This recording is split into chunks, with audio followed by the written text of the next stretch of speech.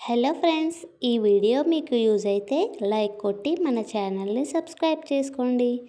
వంట చేసే ప్రతి ఒక్క ఆడవారికి ఉపయోగపడే అతి ముఖ్యమైన వంటింటి చిట్కాల గురించి ఈ వీడియోలో తెలుసుకుందాం. కూరలో ఉప్పు ఎక్కువగా ఉంటే 2 స్పూన్ల నెయ్యిని లేదా ఒక బ్రెడ్ పీస్ని కలపండి. కూరలో ఉప్పు తగ్గి చాలా రుచిగా ఉంటుంది. అలాగే వెల్లుల్లిని వలవడం ఎంత కష్టమో మనందరికీ తెలుసు.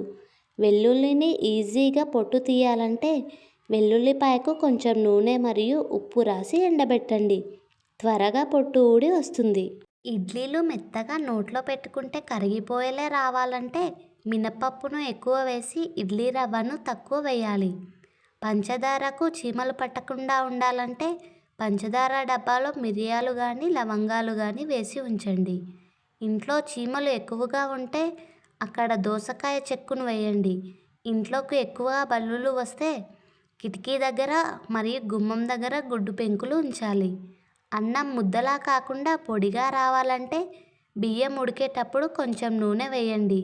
బియ్యం ఉడికేటప్పుడు అందులో 2 చుక్కల నిమ్మరసం పిండితే అన్నం తెల్లగా ఉంటుంది. దోశలు ఎర్రగా రుచిగా రావాలంటే దోసపిండిలో కాస్త పంచదారని కలపండి. హోటల్ దోశ ఇక మీ ఇంట్లోనే తినొచ్చు. ఇత్తడి పాత్రలను నానబెట్టే చింతపండుతో రుద్దితే తళతళ మెరుస్తాయి. ఇంట్లోకి ఈగలు పురుగులు రాకుండా ఉండాలంటే నీటిలో కాస్త ఉప్పు వేసి ఇంటిని శుభ్రం చేసుకోవాలి. వెండి పట్టీలు టూత్పేస్ట్ పెట్టి క్లీన్ చేస్తే కొత్త వాటిలా మెరుస్తూ ఉంటాయి.